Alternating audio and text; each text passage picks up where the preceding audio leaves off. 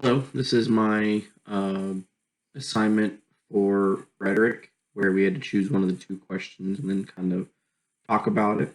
Um, I know you said that we only were supposed to choose one of the two questions, and I'm going to try and focus on just the one, but based off what rhetoric is, from what I interpreted and how it was explained in the videos, or in the video rather, it's almost kind of hard to not answer both questions because they both kind of describe rhetoric in a way that is truly impactful to reality.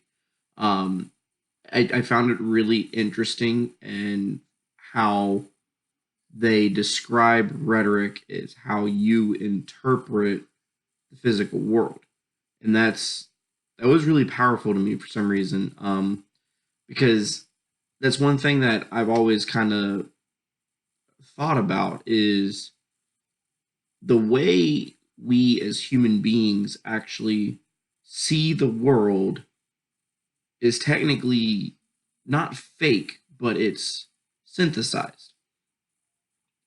What I mean is the way you see, the way you hear, the way you touch, that's all synapses in your brain, and your brain paints a picture that you then see, hear, taste, touch, etc.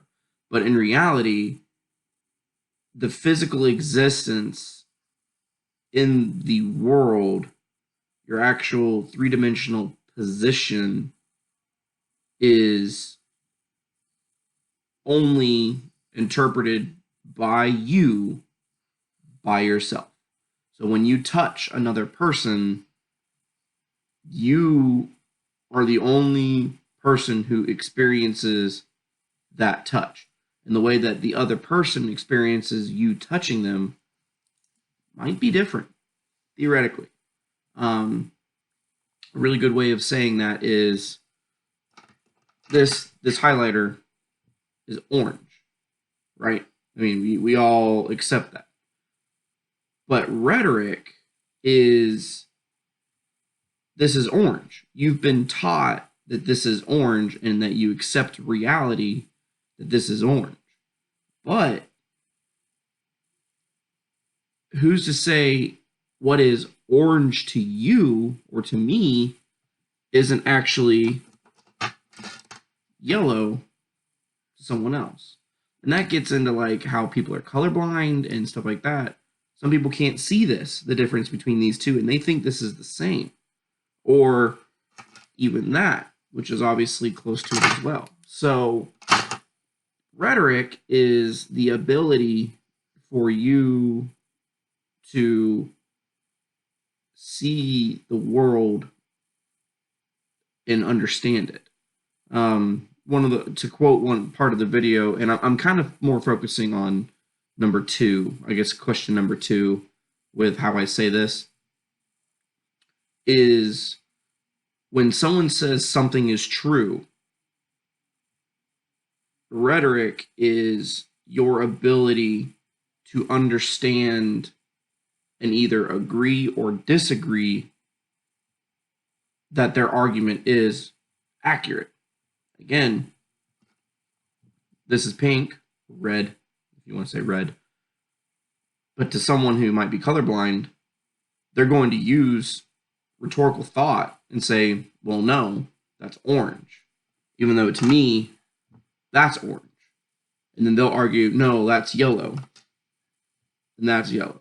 So that's kind of how I interpreted it. And I will say that this was a little confusing because I thought I understood what that term meant. Like when you hear like, oh, it's a rhetorical question.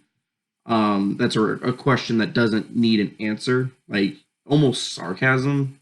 Like I've always heard rhetorical rhetoric associated with sarcasm. Like you would ask a question that doesn't need an answer because you're kind of being smart, like brute smart, not like intelligent smart.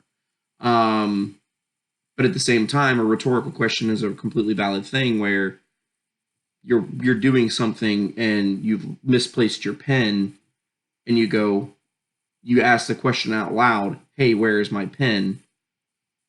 The person sitting next to you, you're not asking them. They don't know where your pen's at.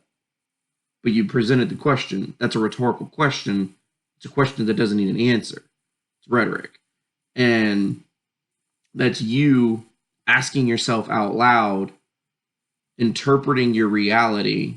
You have your desk and everything, and you're trying to figure out where your pen went based on the stimuli that you're receiving visually, most likely, in that situation.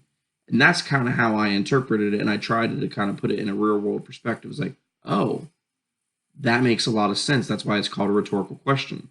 It's not rhetorical because it's just rhetorical like sarcasm, and that somehow became a synonym to sarcasm, or not even sarcasm, but just a pointless question, so to say. It actually is very much has a point. It's just you interpreting reality.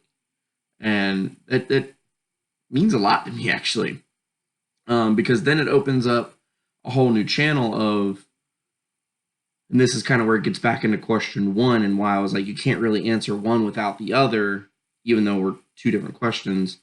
In the story between the two girls, the one girl used, for lack of better terms, a scientific method to try and figure out what the best option is for her, while the other girl realistically did the same thing, but for a different purpose. One chose the school based off programs and benefits that were going to be given to her, versus the other one did it because she wanted to be with friends. But that was her reality. That's what she cared about. So she still used rhetorical thought, rhetoric, to make that decision. So going back to focusing more on question number two, that's how I interpret it. That's how I'm gonna go back to the question real quick to make sure I remember what the question was.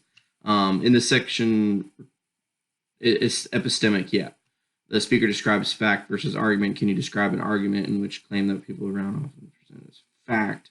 Right. Okay. So basically, going back to that, that rhetoric is epistemic. Is rhetoric is reality, and the physical existence of reality is true fact, but your interpretation of it, how your stimuli from your body, from your eyes, your nose, your ears, your fingertips,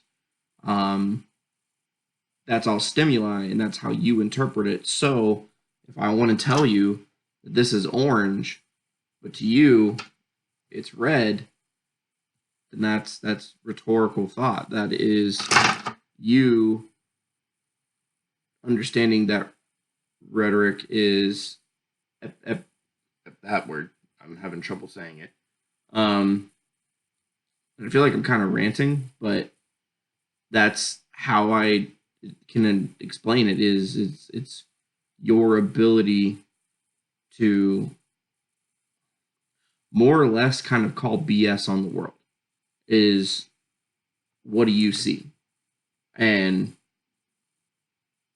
is what you see in compliance or goes against what you're being told you see, kind of thing. Another good example, like politics. What a politician says is the correct thing to do, like, let's go to war with this country because this country is bad. But then you look at why that country is doing what they're doing and why we're going to war with that country. You're like, why are we? They're not doing anything wrong. If we attack them, we're the bad guys. Another good example of this from like literature is the new Joker movie. Spoilers, if you have not seen it yet, stop now. Because there isn't going to be much after this. But you go through that movie and they rhetorically show you that the Joker, though a villain, he is a villain at the end of the movie and he is evil for the things that he's done.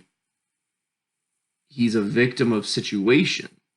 So rhetorically, that whole movie is an argument against the reality that we've been told by the DC comic series Joker is bad.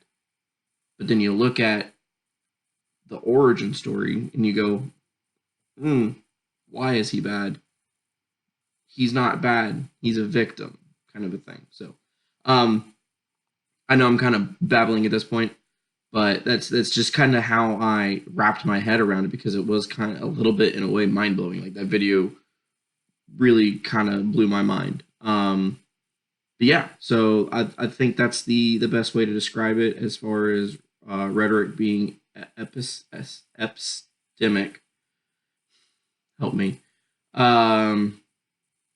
And how it really is just an argument of reality, and where you can basically say, wait a second, this is not what I think is true, kind of thing. So, reply if you'd like. I'd like to kind of talk about it, because it really was a cool topic. But yeah, I appreciate it. Have a great night.